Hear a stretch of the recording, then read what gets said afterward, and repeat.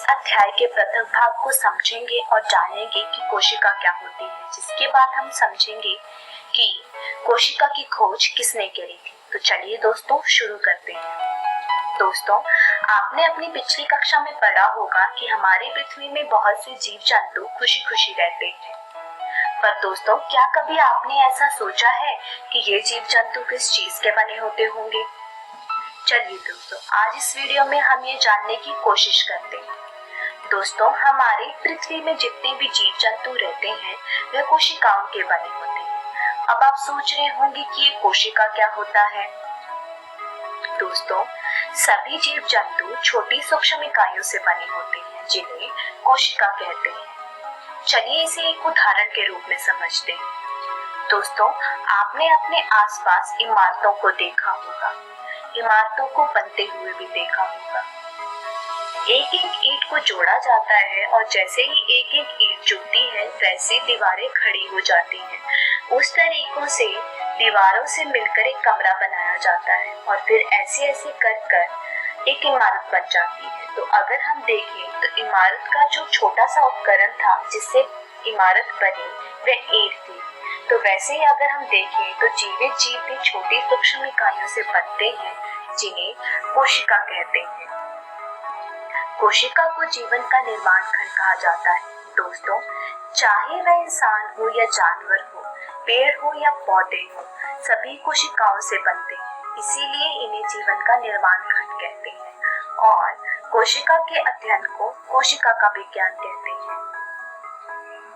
सभी जीव जंतु इन कोशिकाओं की मदद से कुछ न कुछ कार्य करते हैं। दोस्तों, और हम यह भी कह सकते हैं कि कोशिकाएं हमारे जीवन का आधार है। चलिए दोस्तों, अब हम ये जानते हैं कि कोशिका की खोज किसने करी थी। कोशिका की खोज रॉबर्ट हुक नाम के एक वैज्ञानिक ने 1665 में करी थी। उन्होंने एक बोतल की कार्क ली।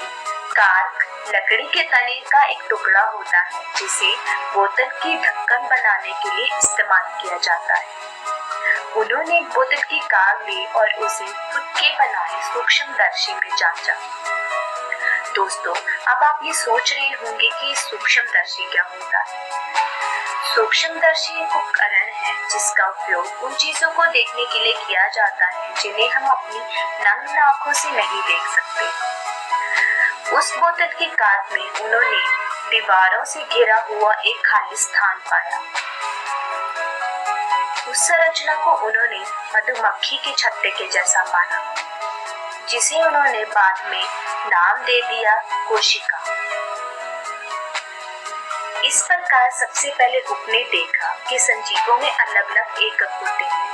इन एककों का वर्णन करने के लिए जीव विज्ञान में कोशिका शब्द का उपयोग आज तक किया जाता है। चलिए दोस्तों, अब हम एक उदाहरण देखते हैं। प्याज का एक छिलका लें और उसे सूक्ष्मदर्शी के नीचे जांचें। उसके बाद आपको क्या देखने को मिलता है?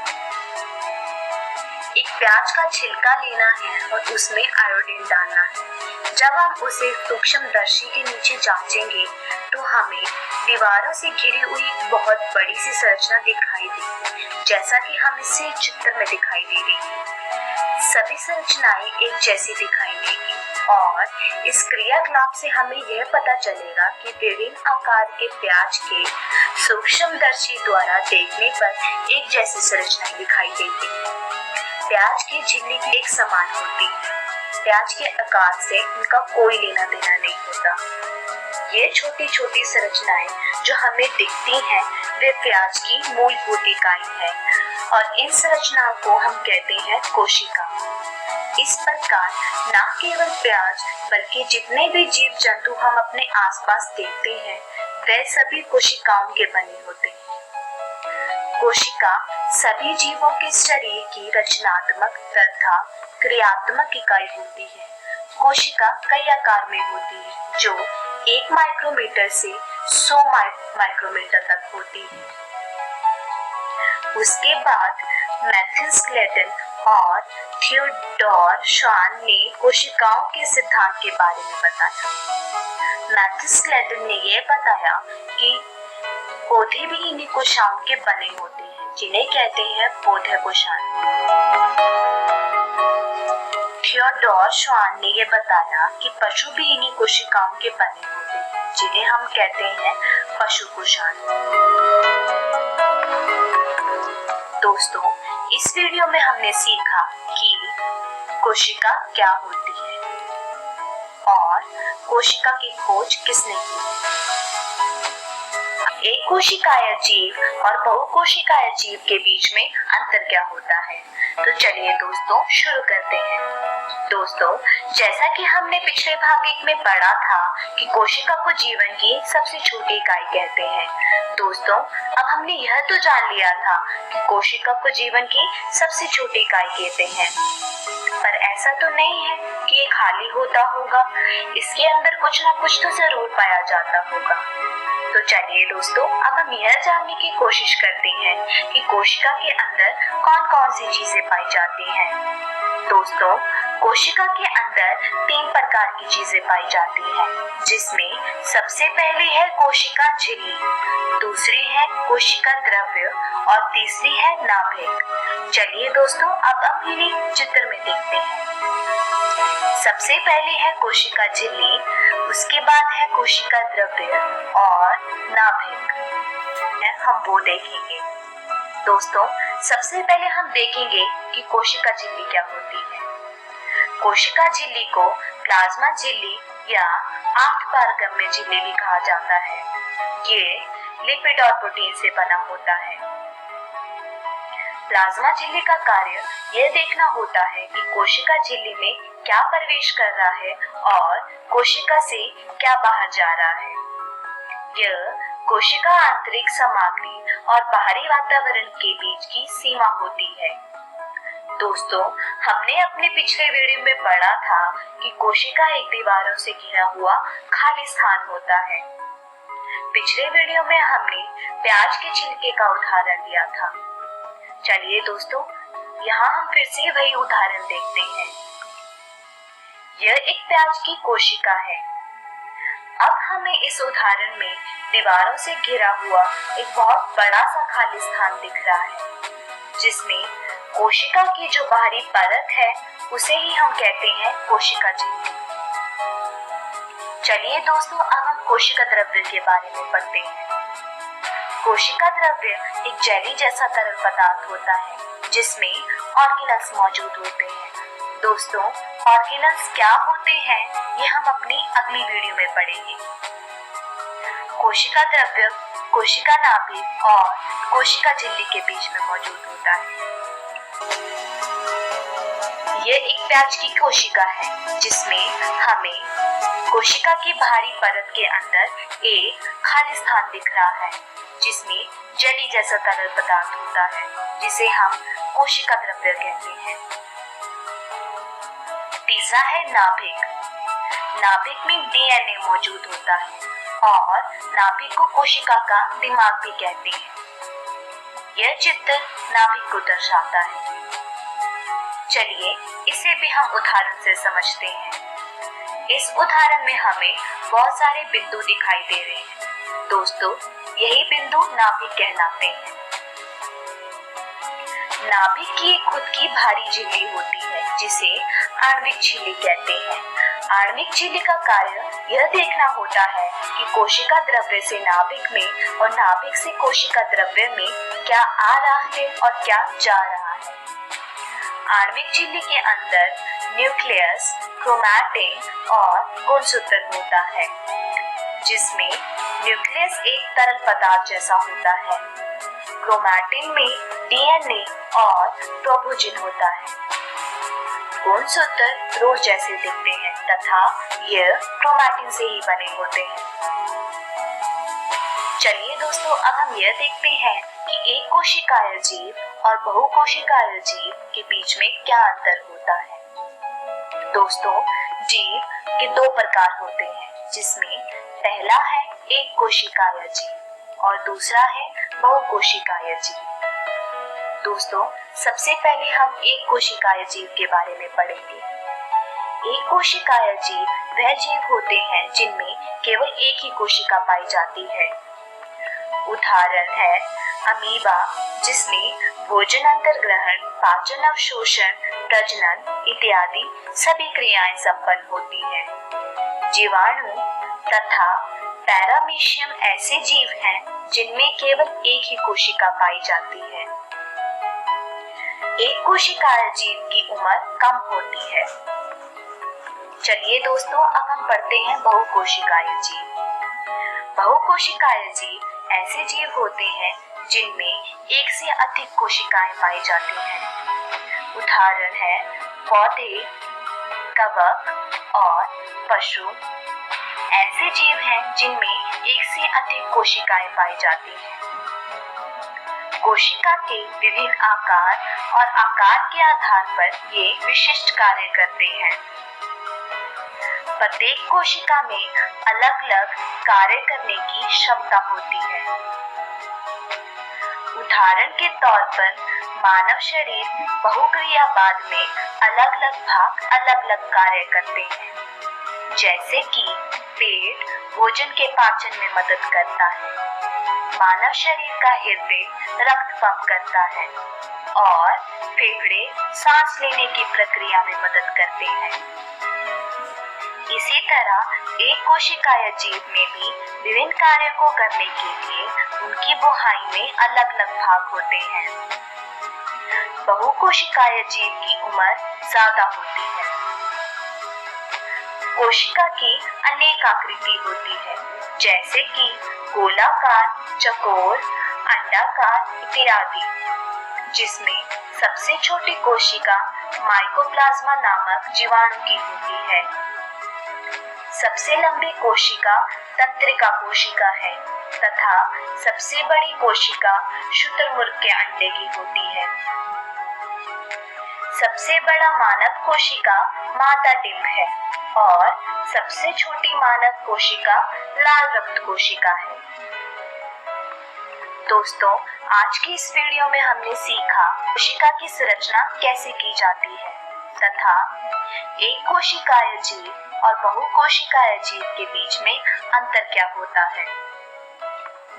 अगली वीडियो में पादप कोशिका और जंतु कोशिका बीच में अंतर क्या है। तो चलिए दोस्तों, शुरू करते हैं।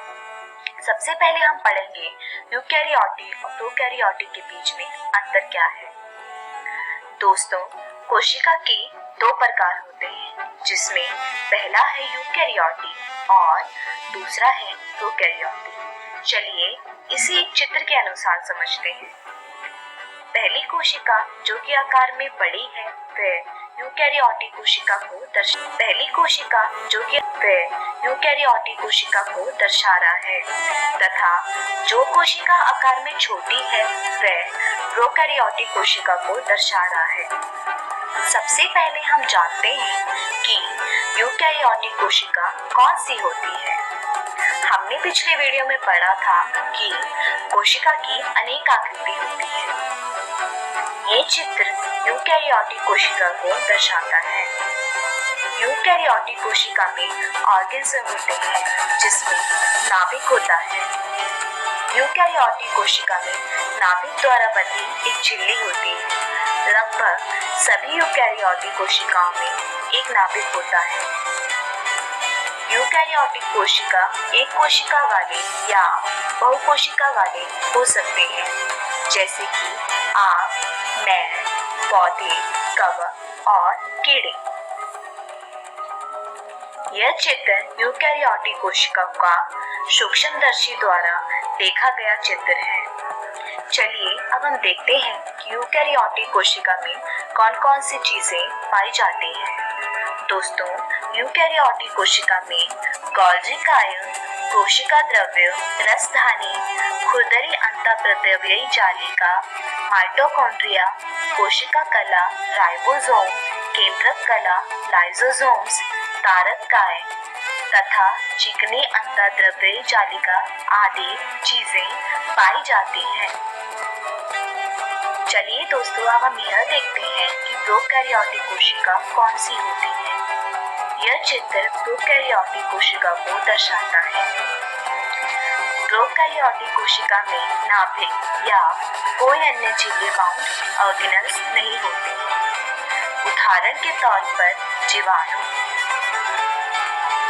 यह चित्र प्रोकैरियोटिक कोशिकाओं का सूक्ष्मदर्शी द्वारा देखा गया चित्र है। चलिए अब हम देखते हैं कि प्रोकैरियोटिक कोशिकाओं में क्या क्या पाया जाता है। दोस्तों, प्रोकैरियोटिक कोशिकाओं में कोशिका भित्ति, कोशिका द्रव्य, आनुवांशिक पदार्थ, मेसोसोम, आधारीय कण, फजीला, कोशिका झिल्ली, संचित भोजन, राइबोसोम, प्रकाश संश्लेषणी थैलियां, कैप्सूल आदि चीजें पाई जाती हैं। चलिए दोस्तों, अब हम देखते हैं कि यूकैरियोटिक और प्रोकैरियोटिक के बीच में अंतर क्या होता है। दाहिने हाथ में हम लेते हैं यूकैरियोटिक कोशिका और बाएं हाथ में हम लेते हैं प्रोकैरियोटिक कोशिका। चलिए अब देखते हैं इनके बीच में अंतर क्या है। सबसे पहला अंतर है यूकैरियोटिक कोशिका आकार में बड़ा होता है तथा प्रोकैरियोटिक कोशिका आकार में छोटा होता है। यूकैरियोटिक कोशिका में नाभिक द्वारा आणविक झिल्ली से घिरा होता है तथा प्रोकैरियोटिक कोशिका में नाभिक आणविक झिल्ली से नहीं घिरा होता। यूकैरियोटिक कोशिका में एक से ज्यादा गुणसूत्र मौजूद होते हैं तथा प्रोकैरियोटिक कोशिका में एक ही गुणसूत्र मौजूद होता है। चलिए दोस्तों, अब हम यह देखते हैं कि ऑर्गेनल्स क्या होते हैं। जैसा कि हमने पिछले वीडियो में पढ़ा था कि कोशिका द्रव्य में ऑर्गेनल्स मौजूद होते हैं। आज हम ये जानेंगे कि ऑर्गेनल्स क्या होते हैं। ऑर्गेनल्स कोशिका के आंतरिक अंग हैं जो कि कोशिका को जीवित रखने के लिए, विशिष्ट कार्य करने के लिए जिम्मेदार होते हैं। जैसा कि हम जानते हैं कि कोशिका जीवन की सबसे छोटी इकाई है। दोस्तों, कोशिका के समूह से ऊतक बनता है। भिन्न भिन्न ऊतक मिलाकर अंग का निर्माण होता है। भिन्न भिन्न अंग मिलकर अंग प्रणाली बनाते हैं और फिर इस प्रकार एक जीव बनता है। उसी प्रकार ऑर्गेनल्स कोशिका के आंतरिक अंग है जो कि कोशिका को जीवित रखने के लिए मदद करते हैं। कोशिका के जीवित भाग में निश्चित आकार की संरचना है। चलिए दोस्तों, अब हम यह देखते हैं कि ऑर्गेनल्स में क्या क्या मौजूद होता है। ऑर्गेनल्स में नाभिक, राइबोसोम्स, अंतःप्रद्रव्ययी जालिका, पिरोक्सिसोम, खुरदरी अंतःद्रव्ययी जालिका, गोल्गी उपकरण, सूक्ष्म नलिका, चिकनी कोशिकीय द्रव्य जालिका, माइटोकॉन्ड्रिया, रिक्तिका, कोशिका द्रव्य, लिसोसोम्स और तारक केंद्र मौजूद होते हैं। इन सबको पढ़ने से पहले हम ये देख लेते हैं कि जंतु कोशिका में और पादप कोशिका में ये कहाँ-कहाँ मौजूद होते हैं। पहला चित्र जंतु कोशिका को दर्शाता है जिसमें ये प्लाज्मा झिल्ली, तारक केंद्र, लाइसोसोम, राइबोसोम्स, माइटोकॉन्ड्रिया, खुरदरी अंतःद्रव्ययी जालिका, कोशिका द्रव्य केंद्रक, केंद्रीकीय झिल्ली, चिकनी अंतःद्रव्य जालिका, गोल्गी उपकरण पाए जाते हैं तथा दूसरा चित्र पादप कोशिका को दर्शा रहा है जिसमें चिकनी अंतःद्रव्ययी जालिका, लाइसोसोम, खुरदरी अंतःद्रव्ययी जालिका, हरित लग, गोल्गी उपकरण, केंद्रीय झिल्ली, प्लाज्मा झिल्ली, बाह्य कोशिका, कोशिका भित्ति, माइटोकॉन्ड्रिया, राइबोसोम्स, हरित लवक, कोशिका द्रव्य आदि मौजूद होता है। सबसे पहले हम पढ़ेंगे कि अंतःप्रद्रव्ययी जालिका क्या होती है। अंतःप्रद्रव्ययी जालिका कोशिका द्रव्य में मौजूद झिल्लियों का एक जाल होता है। ये सिर्फ यूकैरियोटिक कोशिका में मौजूद होते हैं। प्रद्रव्ययी जालिका के दो प्रकार होते हैं जिसमें पहला है चिकनी कोशिकीय द्रव्य जालिका तथा दूसरा है खुरदरी अंतःद्रव्ययी जालिका। चिकनी कोशिकीय द्रव्य जालिका नालिकाओं से बना होता है। यह वसा अणुओं लिपिड के निर्माण में मदद करता है। इसमें राइबोसोम्स नहीं होते हैं। खुरदरी अंतर्द्रव्यीय जालिका पुटिकाओं से बना होता है। यह प्रोटीन के निर्माण में मदद करता है और इसकी सतह पर राइबोसोम्स होते हैं। अंतःप्रद्रव्यीय जालिका कोशिका द्रव्य तथा नाभिक के बीच परिवहन सामग्री का कार्य करता है। यह जैव रासायनिक गतिविधियों के लिए स्थान प्रदान करता है और उत्पाद के विषहरण में मदद करता है। गोल्गी उपकरण यह नालिकाओं और झिल्ली से बंधी पुटिकाओं की एक प्रणाली है जो स्टैक में एक दूसरे के समानांतर व्यवस्थित होते हैं। ये कोशिका में अंदर और बाहर परिवहन सामग्री का कार्य करता है। लिपिड और प्रोटीन गोल्गी कॉम्प्लेक्स में पैक किए जाते हैं। लिसोसोम लिसोसोम का मुख्य कार्य पाचन है। कोशिका के कचरे के निपटान कार्य में कार्य करता है। ये कोई भी कोशिका से बाहर से आए पदार्थ या कोशिका में अंदर से आए पदार्थ के पाचन में मदद करता है। माइटोकॉन्ड्रिया यह सिर्फ यूकैरियोटिक कोशिका में ही पाए जाते हैं। यह रॉड की तरह दिखते हैं। इनमें दो झिल्लियां होती हैं जिसमें बाहरी झिल्ली के पास प्रोटीन्स तथा अंदर की झिल्ली के कक्षों को बनाने के लिए मोड़ा जाता है। इनका खुद का डीएनए भी होता है और इनमें राइबोसोम्स भी होते हैं। इसे कोशिका का पावर हाउस भी कहते हैं। इसका मुख्य कार्य एडेनोसिन ट्रांसफॉस्फेट के रूप में ऊर्जा का संचय करना होता है।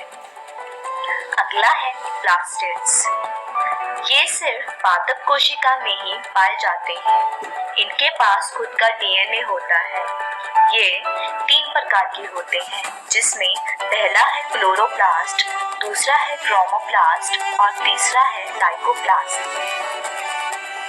क्रोमोप्लास्ट और क्लोरोप्लास्ट का मुख्य कार्य प्रकाश संश्लेषण है तथा ल्यूकोप्लास्ट का मुख्य कार्य स्टार्च तेल प्रोटीन कोशिकाओं जैसे पदार्थों का भंडारण करना है।